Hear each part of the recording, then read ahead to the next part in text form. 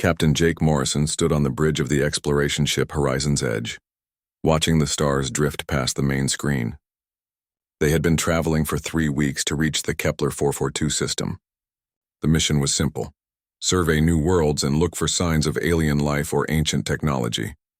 "Captain, we're picking up something strange on the 4th planet," said Dr. Lisa Carter, the ship's scientist. She was bent over her computer screen, her fingers moving quickly across the controls. "It looks like a massive structure, maybe 10 kilometers tall. The readings are unlike anything we've seen before." Jake walked over to look at her screen.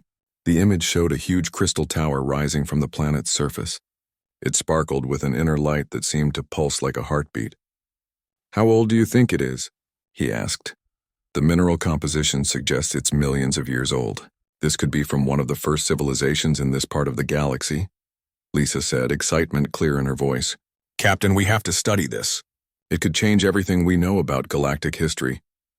Commander Ryan Brooks, the ship's security officer, looked up from his station.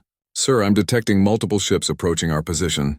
They're big, and they don't match any designs in our database." Jake moved back to his captain's chair. "Put it on screen." The main display showed 5 massive warships heading toward them.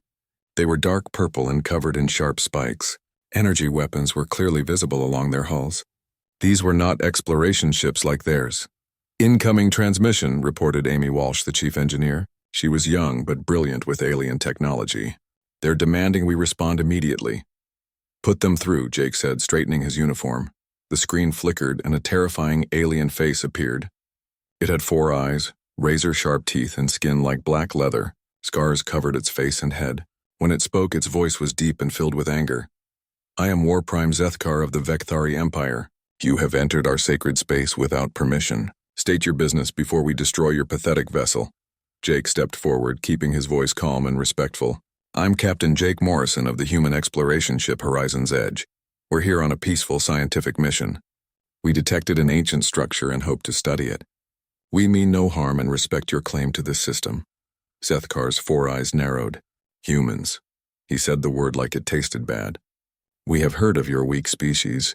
You crawl through space like insects, pretending to be civilized. The sacred spire is not for lesser beings to touch."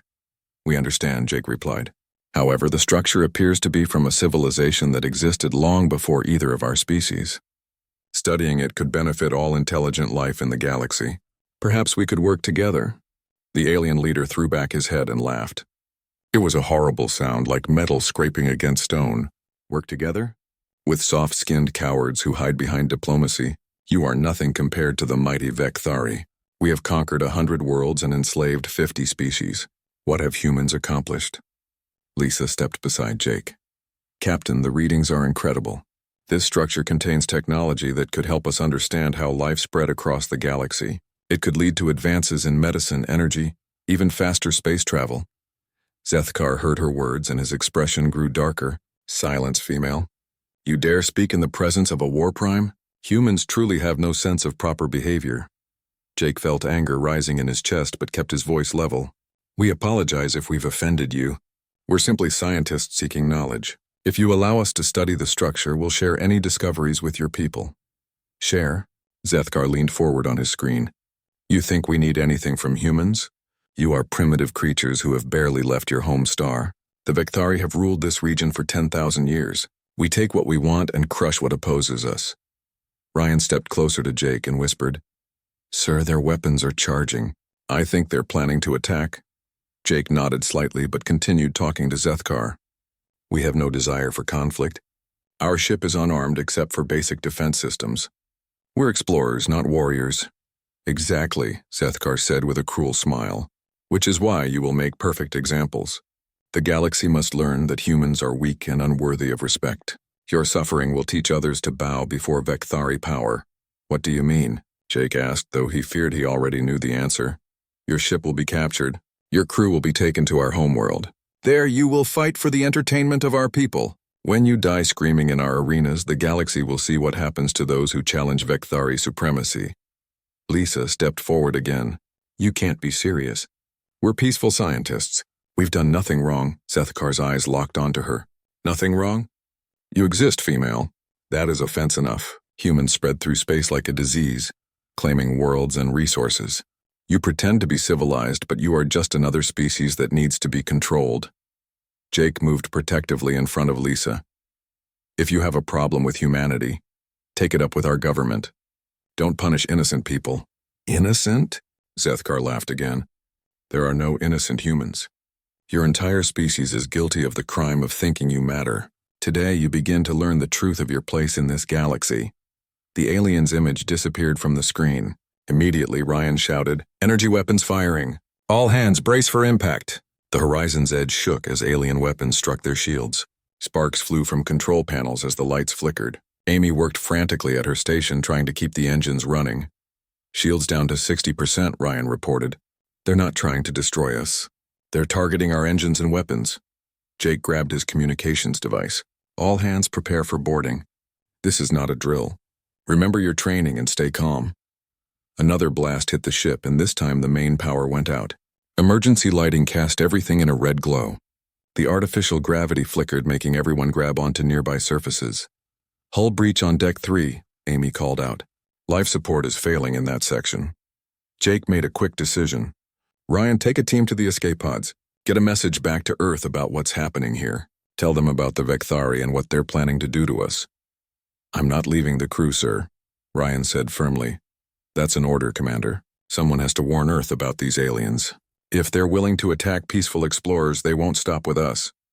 The ship shook again, and Jake could hear alien voices in the corridors. Heavy footsteps echoed through the halls as the Vekthari boarded their ship. Ryan looked at Jake for a long moment, then nodded. He grabbed a datapad with all their records and headed for the emergency exit. Jake watched him go, hoping his friend would make it home safely. Lisa moved close to Jake as alien soldiers appeared in the doorway of the bridge. They were even more frightening in person, standing over 2 meters tall with powerful muscles and advanced weapons.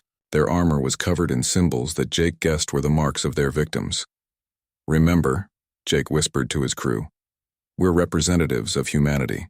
No matter what they do to us, we show them that humans have dignity and courage." Zethkar entered the bridge, his presence filling the room with menace. He looked around at the human crew with obvious satisfaction. "Welcome to your new life, humans. I hope you're ready to scream." 3 months had passed since the capture of the Horizon's Edge. Captain Jake Morrison sat in a dark cell on the Vekthari homeworld of Rathmore, his body covered in bruises and cuts. The aliens had not been kind to their human prisoners. Every day brought new horrors. The Vekthari forced the humans to fight in massive arenas for the entertainment of cheering crowds. Jake had watched good people die while aliens laughed and placed bets on how long the humans would survive. Dr. Lisa Carter sat in the corner of their shared cell, her scientist's clothes torn and dirty. She had lost weight, and her eyes held a sadness that broke Jake's heart. The aliens had destroyed all her research about the Crystal Spire, burning her notes while she watched helplessly. "They took Amy to the arena again today," Lisa said quietly. "I heard the crowds cheering." "She's been gone for hours," Jake clenched his fists. Chief Engineer Amy Walsh was the youngest member of their crew. She had joined the mission fresh out of the academy, excited to explore the galaxy. Now she was fighting alien monsters for the amusement of her captors. The cell door opened with a loud crash. 2 Vekthari guards entered, followed by War Prime Zethkar. The alien leader looked even more terrifying than Jake remembered. Fresh scars decorated his face, and his armor bore new trophies from recent battles. "Good morning, humans," Zethkar said with mock politeness. "I trust you're enjoying your stay on our beautiful world?" Jake stood up slowly, his body aching from yesterday's fight. "What do you want, Zethkar?" "Such disrespect," the alien said, shaking his head. "On Rathmore, slaves address their masters properly, but I suppose humans never learned proper manners." Commander Ryan Brooks, who sat against the opposite wall, spat blood onto the floor. The aliens had tortured him with neural devices when he refused to fight in their games. His face was pale and his hands shook from the nerve damage. "I have wonderful news to share," Zethkar continued. "Your people on Earth have been watching our broadcasts. Yes, we've been sending videos of your fights to human space. Your government knows exactly what's happening to you." Lisa looked up with hope in her eyes. "Are they coming to rescue us?" Zethkar laughed his horrible laugh. "Rescue? Oh, my dear female, they're too scared to try. But they did send us a message. Would you like to hear it?" Jake said nothing, but Zethkar continued anyway. Your leaders offered to negotiate. They want to trade resources for your release. Isn't that touching? They think we want their pathetic metals and crystals. The alien walked closer to Jake, his breath smelling like rotting meat. But we sent them our own message. We told Earth's government that humans must abandon all colonies beyond their home system. They must pay tribute to the Vekthari Empire every year, and they must publicly acknowledge that humans are an inferior species. That's insane, Jake said.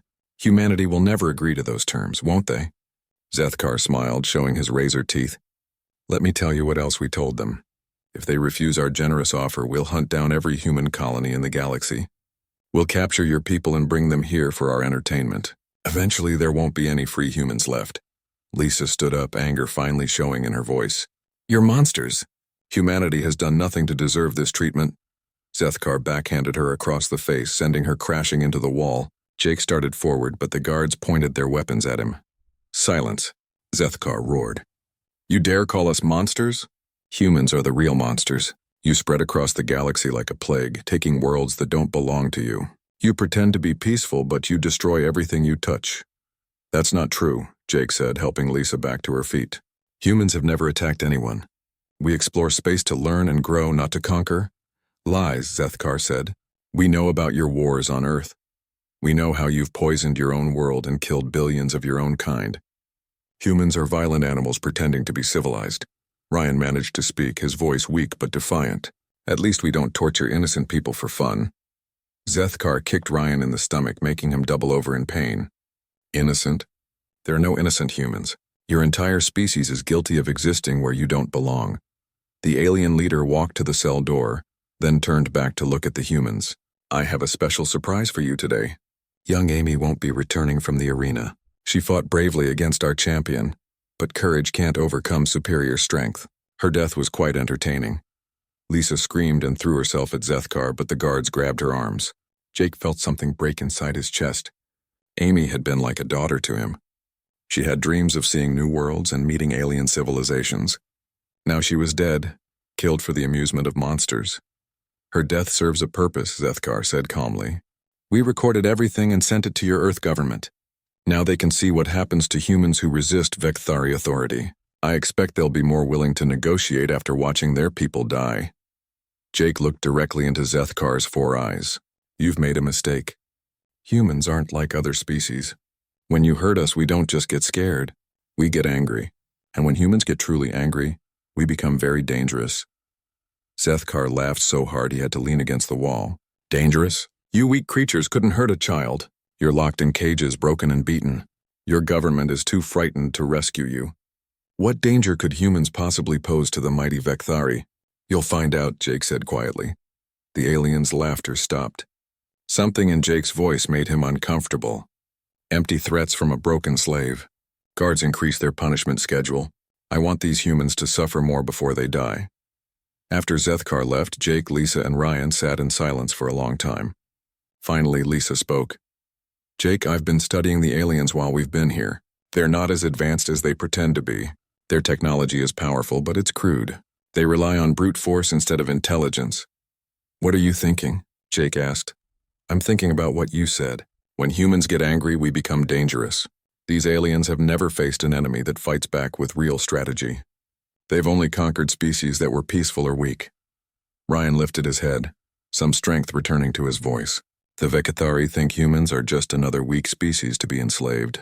They don't understand what they've done by killing Amy and torturing us. Jake nodded slowly. They think they're teaching us a lesson about our place in the galaxy, but they're actually teaching humanity something else entirely. What's that? Lisa asked. They're teaching us that some species don't deserve to exist. Meanwhile, far away in space, Commander Ryan's escape pod finally reached a human colony. The message he carried was already spreading through human space faster than light. Earth's government was calling emergency sessions. Military leaders were studying the recordings of human suffering with cold fury in their eyes. On Earth, Admiral Patricia Stone stood in the war room, watching footage of Amy Walsh's death. Her face was like carved stone as she turned to the assembled military commanders. Gentlemen and ladies, we have a new priority. These aliens think they can torture and murder humans for entertainment. They think we'll submit to their demands out of fear. They're about to learn they made the biggest mistake in galactic history. General Frank Miller, head of the Space Marines, stood up. What are your orders, Admiral? Total mobilization. I want every shipyard working day and night. I want our best scientists developing new weapons. I want our strategists planning the complete destruction of the Vecthari Empire. Admiral, said Secretary of State Alan Parker, the Galactic Council is calling for diplomacy. They say we should negotiate. Admiral Stone's eyes were like ice. The time for diplomacy ended when they killed Amy Walsh. These aliens wanted to teach humanity about fear and submission.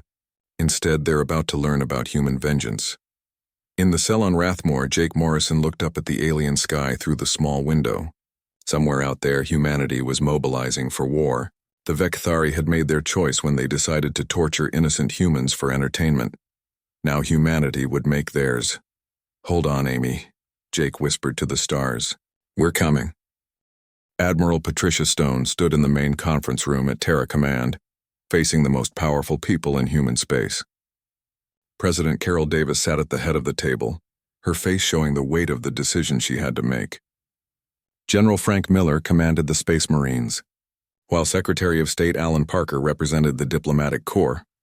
The situation is clear, Admiral Stone said, pointing to the holographic display showing Vecthari space. They have our people. They're torturing and killing them for entertainment. They've demanded that humanity abandon our colonies and pay tribute to their empire. President Davis looked at the footage of human prisoners being forced to fight alien monsters. Her jaw was tight with anger. How many of our people are they holding? At least 50 from various ships and colonies, General Miller replied. But intelligence suggests they're planning to capture more. They see humans as entertainment and they want to expand their collection. Alan Parker leaned forward. Madam President, the Galactic Council is willing to mediate. Several alien species have offered to negotiate on our behalf. We don't have to go to war over this. Admiral Stone turned to face him, her eyes cold. Negotiate? They murdered Amy Walsh and broadcast it to Earth as a threat. They're torturing Captain Morrison and his crew right now. What exactly would we negotiate? Our people's lives, Parker replied. If we attack the Vecthari, they might kill all the prisoners in revenge. They're going to kill them anyway, General Miller said grimly. These aliens don't take prisoners to release them later. They take them for sport. Every day we wait. More humans die for their amusement. President Davis was quiet for a long moment, studying the reports in front of her. Finally, she looked up at Admiral Stone. Patricia, if we go to war with the Vecthari, can we win? Yes, Madam President. But not the way they expect us to fight. Explain. Admiral Stone activated another display showing human military capabilities. The Vecthari are strong, but they're predictable. They fight for honor and glory. They announce their attacks and meet enemies head-on because they believe superior strength always wins. General Miller nodded. Humans learn to fight differently. We fight to win, not for glory. We use strategy, deception, and overwhelming force when necessary. Dr. Nathan Pierce from the Defense Research Division has something to show you, Admiral Stone said. A thin man with glasses entered the room carrying a secure data pad.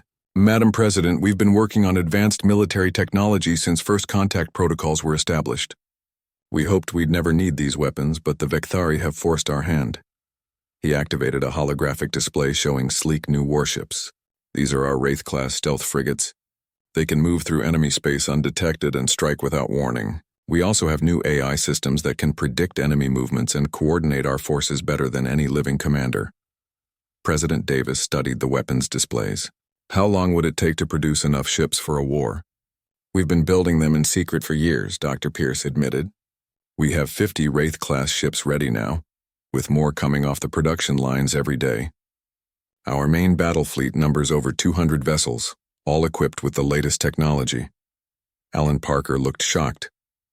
You've been preparing for war without telling the civilian government?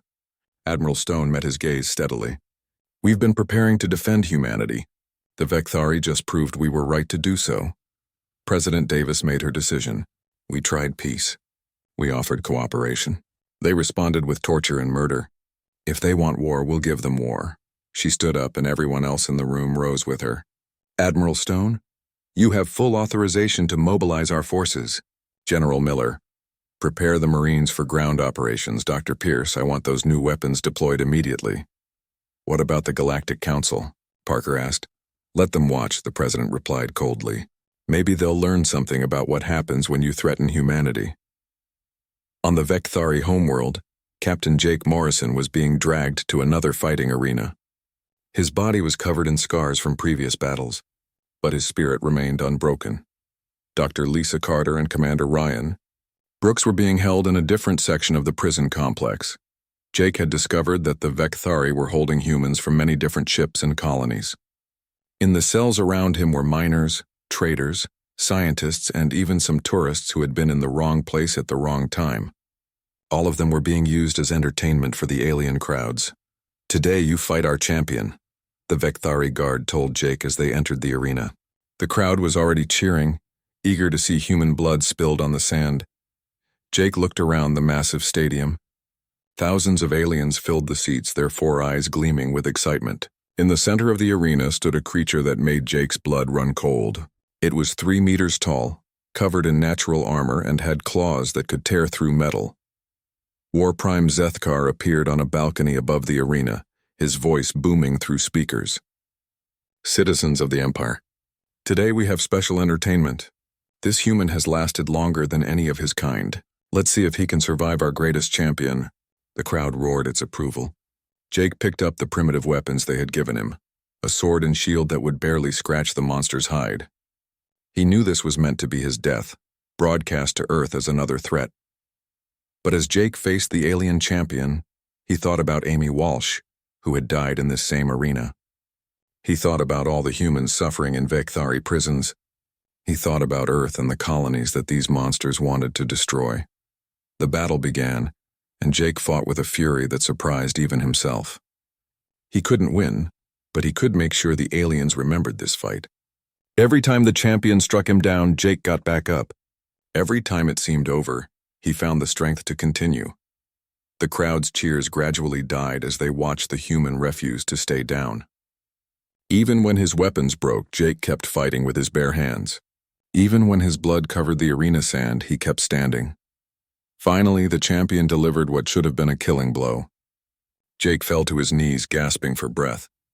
But instead of finishing him, the alien monster stopped and looked at him with something like respect. Zethkar was furious. "Kill the human!" "What are you waiting for?" But the champion stepped back, unwilling to strike down an enemy who had shown such courage. The crowd was silent, unsure how to react to this unprecedented display of human determination. Jake used his last strength to speak, knowing his words would be broadcast to Earth. "This is Captain Jake Morrison of the Human Exploration Service. We came in peace and you responded with torture and murder. You think you're teaching us about fear, but you're only teaching us about evil. Humanity will remember what you've done here, and when we come for you, we won't show the mercy you've denied us." The arena erupted in angry voices as aliens realized the human was not begging for his life, but threatening them. Zethkar ordered his guards to kill Jake immediately, but before they could act, explosions echoed from outside the stadium. Alien ships were falling from the sky, burning as they crashed into the city. Air raid sirens began wailing across the planet. The humans had arrived. In space above Rathmore, Admiral Stone watched from the bridge of her flagship, the battleship Retribution. Around her, the human fleet was systematically destroying the Vekthari orbital defenses. Captain Rodriguez reports successful infiltration of their communication network. Her communications officer announced. The stealth ships have eliminated their early warning systems. Colonel Turner's Marines are ready for planetary assault. General Miller reported from his command ship. Admiral Stone nodded. "Begin Operation Righteous Fury. I want our people rescued and the Vekthari leadership eliminated. Show them what human warfare looks like when we stop being nice." The first wave of human ships descended toward the planet's surface. They weren't coming to negotiate or to make demands. They were coming to end the Vekthari Empire forever. In the arena, Jake Morrison smiled as he heard the sounds of human weapons tearing through alien defenses. The cavalry had arrived, and they were not in a forgiving mood. Zethkar screamed orders at his guards, but they were too busy trying to defend the city to worry about prisoners. The War Prime's expression showed fear for the first time as he realized that humanity had not come to bargain. They had come to collect a debt paid in blood and suffering. And the Vekthari were about to learn that some debts could never be forgiven. The first major battle took place at Sektar, a heavily defended Vekthari colony world. War Prime Kethvor commanded the defense, confident that his superior numbers and firepower would easily crush the human invaders. He had never lost a battle in 40 years of conquest. Captain Alex Rodriguez guided his stealth frigate Silent Thunder through the asteroid field surrounding Sektar. His ship was invisible to Vekthari sensors, one of 50 similar vessels moving like ghosts through enemy space. The aliens had no idea what was coming. All Wraith ships, this is Rodriguez. Target the supply depots first. Cut off their ammunition and fuel before they know we're here. The stealth ship struck simultaneously across 12 different locations. Massive explosions lit up the night side of Sektar as fuel storage facilities erupted in flames.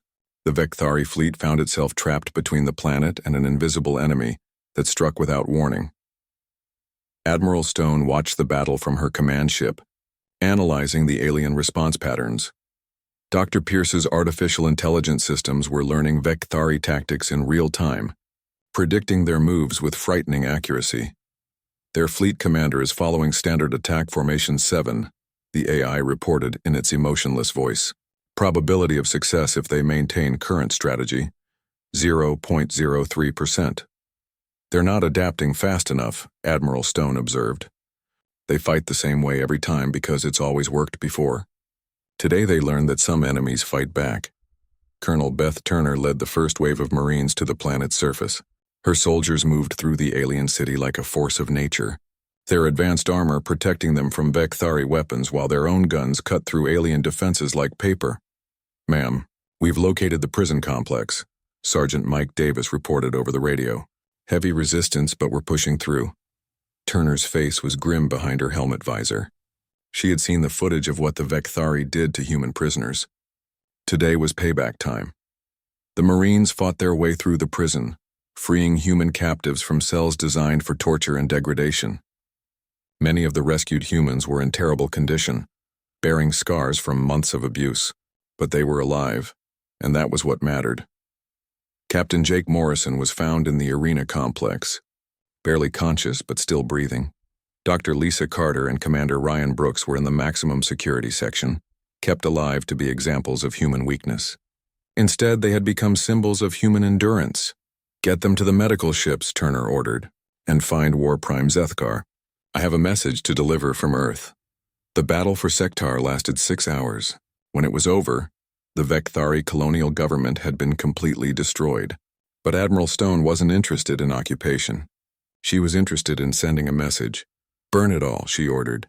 "Every military installation, every government building, every symbol of Vekthari power. Leave nothing that could be rebuilt."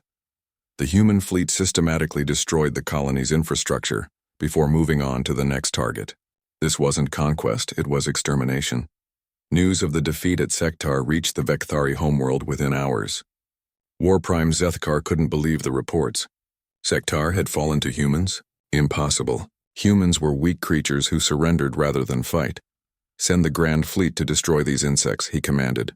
"I want every human ship turned to space dust." But the Grand Fleet never had the chance. Captain Rodriguez's stealth ships had been busy during the battle at Sektar.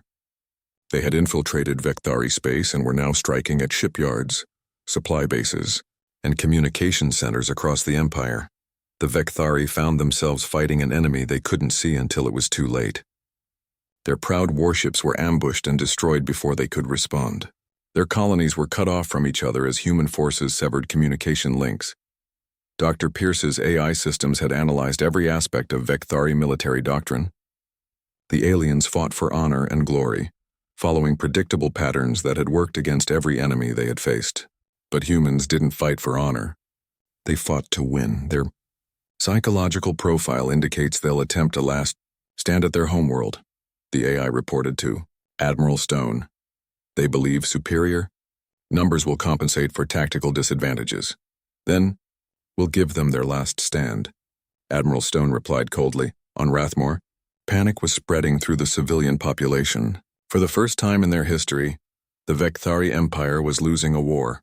Enemy forces were approaching their sacred homeworld, and their mighty fleets couldn't stop them. Zethkar gathered his remaining forces for a desperate defense. He still had over 1,000 warships and millions of soldiers. Surely that would be enough to crush the human invaders. Citizens of the Empire, he broadcast across the planet, the humans think they can defeat us on our own world. Today we show them the true power of the Vekthari race. Today we prove that we are the masters of this galaxy. But when the human fleet arrived at Rathmore, they didn't come to fight a fair battle. They came to end the war completely. Admiral Stone's forces had grown during their advance through Vekthari space. Ships from every human colony had joined the fleet, their crews eager to avenge the suffering inflicted on innocent people. The fleet now numbered over 500 vessels, all equipped with the most advanced weapons humanity could produce. The battle began at the edge of the star system. Vekthari ships charged forward in traditional attack formation, expecting to overwhelm the smaller human force through superior numbers. Instead, they found themselves flying into a carefully prepared trap. Human ships appeared from behind asteroids and space debris, their weapons already locked onto Vekthari targets. The stealth frigates materialized from nowhere, striking at command ships and carriers. The alien formation collapsed within minutes. They're trying to retreat to the planet, reported Captain Rodriguez. Should we let them go? No, Admiral Stone said firmly. No survivors. No one escapes to rebuild their empire somewhere else. The hunting began. Human ships pursued fleeing Vekthari vessels across the star system, destroying them one by one. There would be no mercy today, no prisoners taken, no quarter given. Colonel Turner's Marines landed on Rathmore's surface and began the systematic destruction of the planetary government. They moved through the capital city like an unstoppable force, their weapons silencing any resistance. War Prime Zethkar was found in his palace, surrounded by his personal guards. When the Marines breached his final defense, he expected to die fighting like a warrior. Instead, Colonel Turner had different plans. "You wanted to teach humans about fear," she said, removing her helmet so he could see her face. "Today you learn what real fear looks like." Zethkar tried to maintain his dignity even in defeat. "You cannot defeat the Vekthari spirit. We are eternal." You were," Turner interrupted. "Past tense. Your empire is finished. Your fleets are destroyed. Your colonies are burning. And your name will be forgotten." She raised her weapon, and Zethkar finally understood that the humans had not come for conquest or glory. They had come for something much more final. The war that had begun with the torture of innocent humans ended with the complete destruction of the Vekthari Empire. Every world they had controlled was liberated or destroyed. Every ship in their fleet was reduced to wreckage. Every symbol of their power was erased from the galaxy. But Admiral Stone wasn't finished. As her forces completed the destruction of Rathmore's military installations, she sent a message to every alien species in the galaxy. "Let this serve as notice to all civilized worlds. Humanity seeks peace and cooperation with all species. We will trade fairly, share knowledge freely, and respect the rights of all intelligent life. But we will not be anyone's entertainment. We will not be anyone's slaves. Cross that line, and you will discover what happens when humans stop being civilized." The message was received across the galaxy within days. Species that had once viewed humans as weak newcomers now understood the truth. Humanity possessed a capacity for violence that surpassed even the most aggressive warrior races. But more importantly, they had demonstrated the discipline to control that violence, using it only when provoked beyond all reason. The galaxy had learned a new lesson about the species from Earth. Some lessons, it turned out, could only be taught through extinction. The war ended not with surrender but with silence. The last Vekthari stronghold fell on a cold morning, when Admiral Patricia Stone's forces completed their systematic destruction of the alien homeworld. No treaties were signed. No terms were negotiated.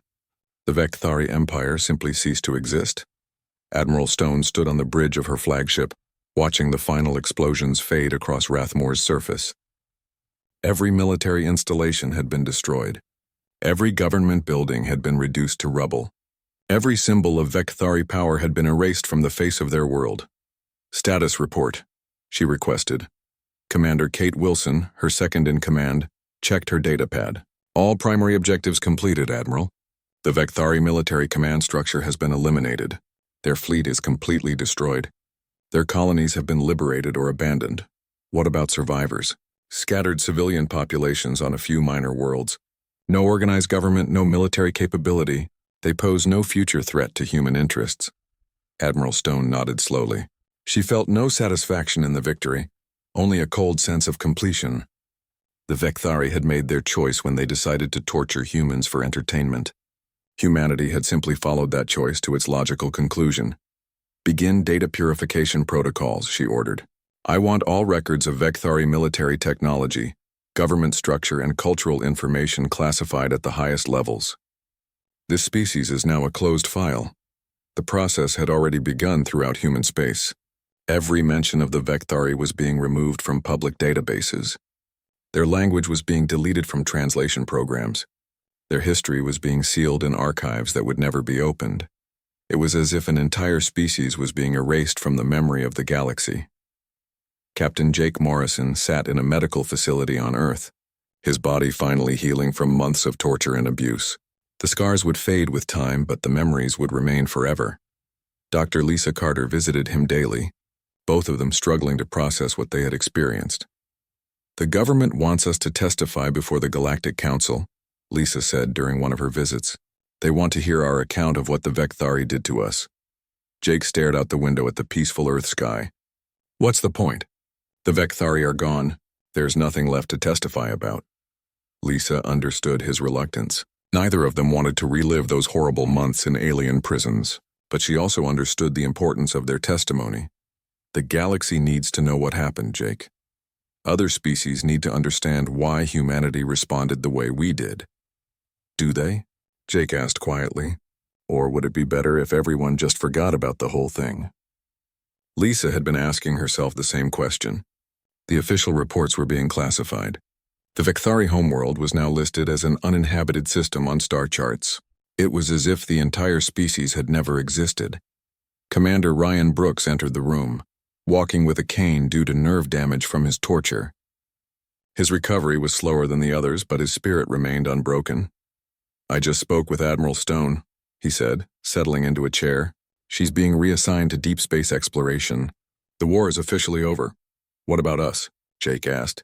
We're being offered new assignments. The Horizon project is being restarted with better defensive capabilities. They want experienced crews to lead the new exploration missions. Lisa looked surprised. After everything that happened, they still want us exploring? Especially after what happened, Ryan replied. Humanity learned something important during this war. We can be peaceful explorers, but we can also be something much more dangerous when necessary. The galaxy respects strength. President Carol Davis stood before the assembled Galactic Council, representing humanity in the aftermath of the war. The Great Hall was filled with delegates from dozens of species, all of them watching the human representative with new eyes. The Terran government regrets the necessity of military action against the Vekthari Empire, she began, her voice carrying clearly across the vast chamber. We attempted diplomatic solutions, but they responded to our peaceful overtures with torture, murder, and demands for submission. An alien delegate from the Zephyrian Collective raised a tentacled appendage. The destruction was comprehensive. Some species are concerned about human military capabilities. President Davis looked directly at the alien speaker. Humanity possesses the capability to defend itself and its interests. We hope that capability will never be needed again. Another delegate, this one from the crystalline hegemony, spoke up. What assurance do we have that humans won't use these weapons against other species? The same assurance you had before this conflict began, Davis replied calmly. Humanity has never initiated hostilities against any peaceful species. We seek trade, cooperation, and mutual understanding with all civilized worlds. She paused, letting her next words carry the weight of recent events. However, we will not tolerate threats against human civilians. We will not negotiate with those who view torture and murder as acceptable tools of diplomacy, and we will not hesitate to defend ourselves when attacked. The council chamber was silent as delegates absorbed this message. The humans had not come to apologize for their actions. They had come to establish new rules for dealing with their species. Years passed. The galaxy settled into a new pattern of behavior around humanity. Trade routes were established with human colonies, bringing prosperity to both sides. Scientific cooperation led to advances that benefited all species. Cultural exchanges enriched everyone involved, but there was also a new understanding. Human ships were given wide berths in space lanes. Human diplomats were treated with careful respect. Human colonies were left strictly alone by any species with aggressive tendencies.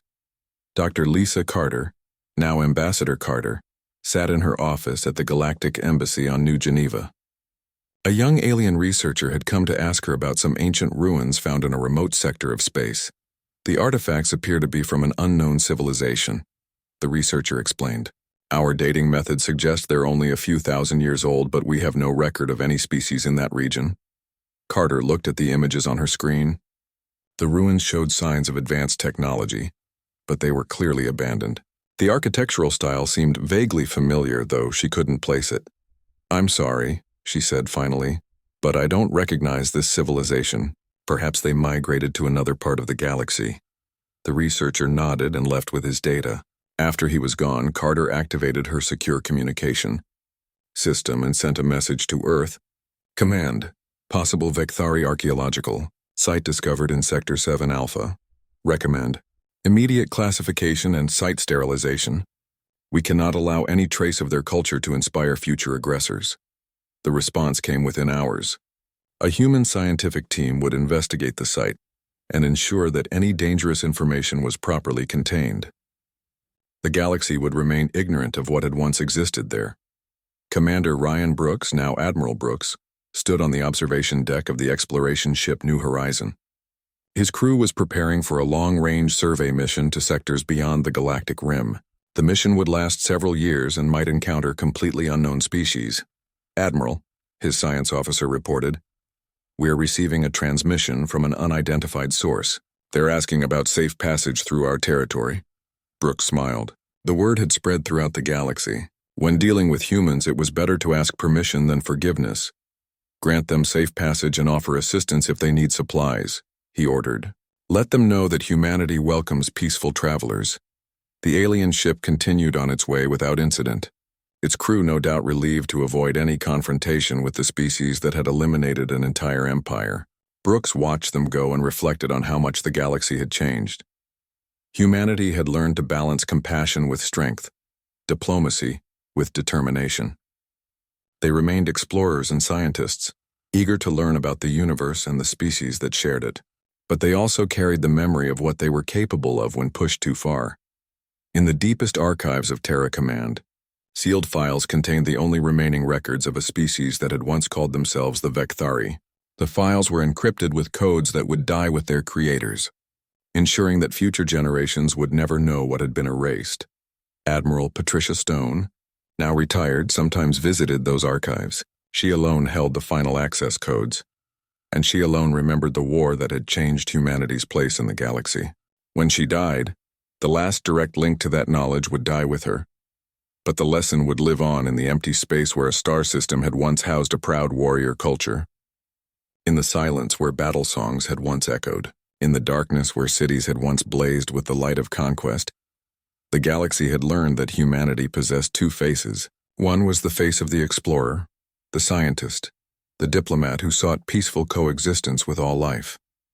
The other was the face of the exterminator, who would ensure that certain mistakes were never repeated. Most species prayed they would only ever see the first face, because those who had seen the second were no longer capable of prayer, speech, or any other form of expression.